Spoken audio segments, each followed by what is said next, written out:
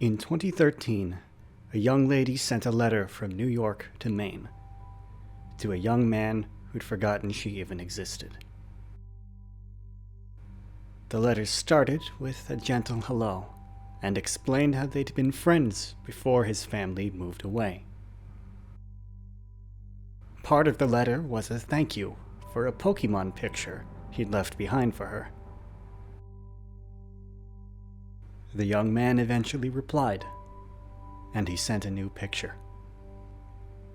This picture led to more letters, then to phone calls, then to Skype calls. And you can probably figure out the rest. The young woman was Ribonchan, voice actress, dramatic reader, retro gamer, and film critic. She's the reason my nerves are calm enough to even write this script. And today, on our 4th anniversary, I wanted to hold up a mirror to help her see the kind of person I think she is. And I've asked a few of her friends to help me with this.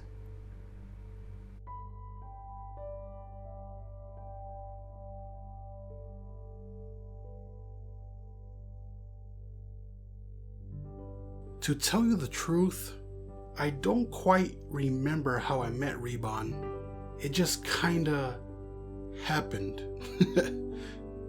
I think she's a cool person, and I deeply appreciate all the help she's given me. With the kind of content I make, it's a little difficult to find help, so I'm always grateful to those who lend their voices in the videos I make. Extremely thankful.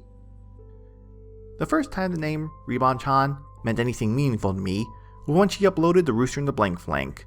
I'm sure I recognized her name and subscribed to her channel sometime in the past after hearing her in some other production, probably a Scribbler one, but we first became friends through her Discord server when that was first announced, and shortly after a few card games with Sparrow, she became somewhat of a fandom sister to me. I met Ribon back in 2019 when I approached her on Discord as a fan of her content. I started to become friends with her after helping her through a situation in the fall of last year. I cannot for the life of me remember how exactly Ribon and I met. I believe it was around the beginning of 2016 after I heard her voice work in some of Scribbler's fic readings and comic dubs as either Pinkie Pie or Rainbow Dash, one of the two.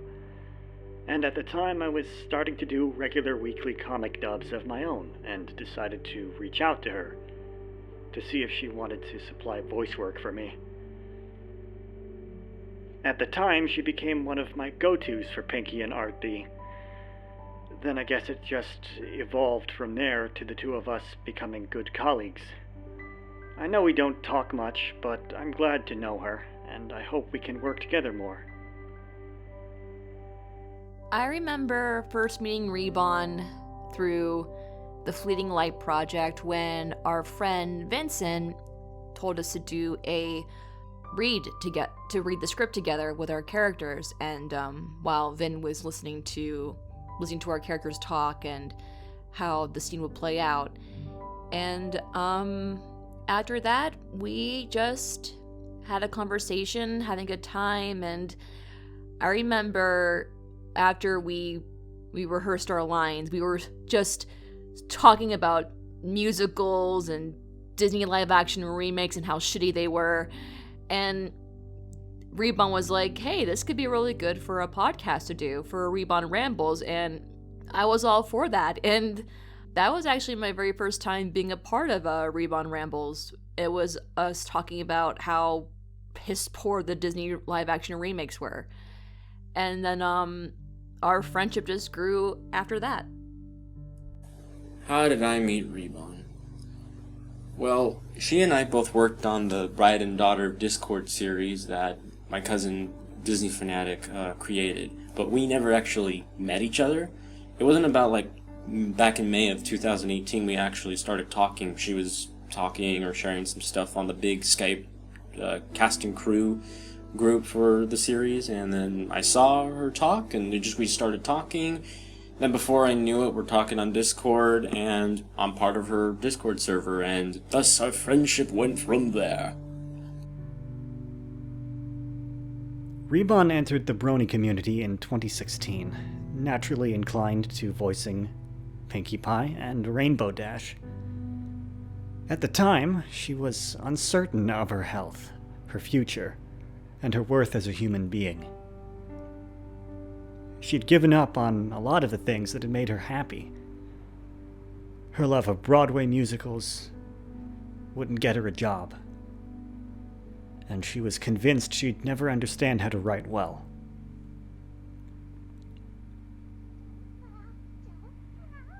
My Little Pony was her only escape, and she spent her early days making other people happy, posting comic readings and voicing in other people's projects. I think Awakened, the project that the Lost Narrator made as a follow-up to the Rainbow Factory, gave Ribon her first big break. She used an outdated laptop mic to voice the tyrannical director of this genocidal mass murder factory, a corrupt version of Rainbow Dash. And from what I can tell, it's stuck in a lot of people's minds. Like a rainbow. But this is the exception rather than the rule, her voicing a villainous character. More often you can find much more lighthearted, if still adult, humor in her channel. But I'm rambling, and I don't want to say anything I accidentally don't mean, so I'll stick to the script. As time passed, Ribon embraced herself a little more. The more she embraces herself, the happier a person she becomes. I don't think anyone out there is able to resist the infectious nature of her laugh. And it's a laugh that I hope to hear a lot more of. I've heard people say she's a real-life Pinkie Pie, and yeah, pretty accurate. Also a great listener. Like, when you're head over hooves in love with a new girl on the block, spend hours babbling and freaking about how great it would be to be in love, and she's very forgivable when said heart-crushing is the reason one of her podcasts ended up being so long and having so many people, and, very sweet girl you have there, chicken boy. My favorite memories of Ribon are the moments where I join Discord group calls and she's there in the middle of a game, raging and cussing up a storm. It's always funny to hear a sweet voice just cursing like a sailor, at least to me. Especially when she does it in the Pinkie Pie voice.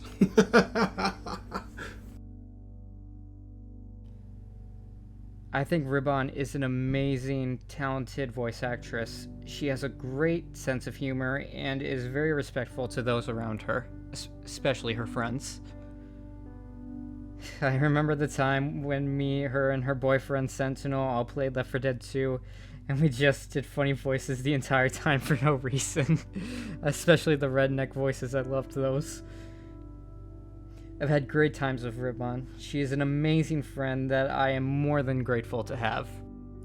What I think of Ribon is that she's such a sweetheart. She's friendly, she's adorable, she's really funny, and just a great person to talk to. She's my co-hi, and I love her.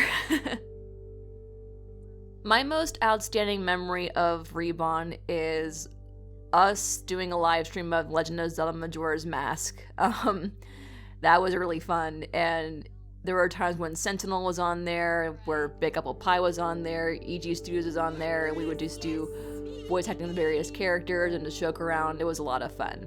And we still need to get back to playing it now that I brought it up. If I had to pick one outstanding memory of her, it's when she came to me during this drama that almost became public. It was just a small private matter, but instead of her listening to the one side of the story, she came to me, talked about it with me. She didn't have any baseless accusations or get angry. She just wanted to know what was going on because she was concerned. Well, I commended her for that. And it was from that moment I could really tell what kind of person Ribon was. Since then, it's been a give and take, and we've been helping each other out, like what true friends do. She's a very loyal friend who's got my back. She's sweet and caring, and boy is Sentinel a lucky guy. Ribonchan is the kind of person who hands stickers out to children at her job. She stays out of drama, but she goes out of her way to help people affected by drama, including someone who, well, let's just say that not everyone she helps has been kind to her. While she's quiet and shy in crowds and might not be the best at follow-through, she's a very genuine, sweet, and innocent person, and I'd like to think that rubs off on a lot of the people she meets. The way she talks to others, the way she works with others, the content she chooses to produce. I think they're symptoms of being a sweetheart. And I don't think it's entirely coincidence that her favorite character is the embodiment of laughter in the show. She's becoming more comfortable with who she is, more social. She does podcasts, and now she's getting back into film critiques. And I secretly wonder if she's going to make good on her interest in detective work at some point. Maybe we'll see some of that in the future.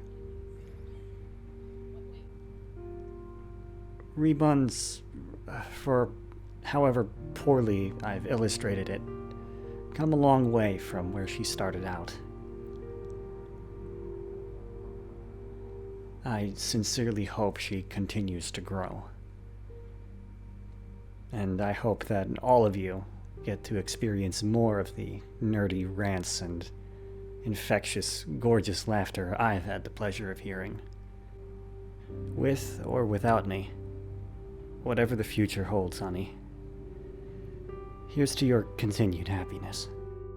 Hey Ribon, I just want to wish you and Sentinel a very happy anniversary, and just, you two are so adorable, and I hope that your relationship blossoms for years to come. Love you, Kohai. I always enjoy the talks that we have, and that you're such good at improv and tony voices, and I look forward to spending more time with you and Sentinel, and, just overall working with you. It's really fun to be around with you two, and I hope you both have a happy anniversary. Ribon, if you're hearing this, you're awesome, and keep staying awesome. Happy anniversary! Happy anniversary, Ribonchan. I wish you many, many years of happiness ahead of you. It was wonderful meeting you at BronyCon this year, and I had real fun. Even if I never did actually release that video of Pinkie Pie drinking mutilated Pinkie Pie in Starbucks. Happy anniversary!